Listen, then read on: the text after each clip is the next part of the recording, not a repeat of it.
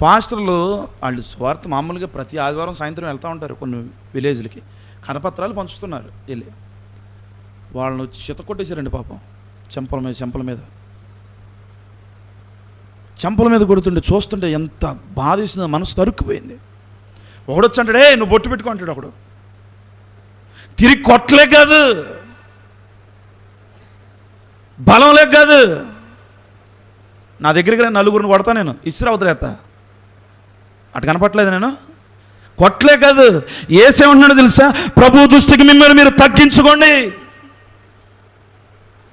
వారికి తగ్గింపు జీవితం ఉంది కనుక మీ మీదకి లేవలేదు, వాళ్ళు చెయ్యత్తలేదు. వాళ్ళు పాపం కొడితే ఇట్లా చెంపల మీద చేసుకుని పక్కకి వెళ్ళిపోతున్నారు. వాళ్ళు కుర్రోళ్ళు ఇస్త్రితే అవతలకి వెళ్ళిపోతారు వాళ్ళు.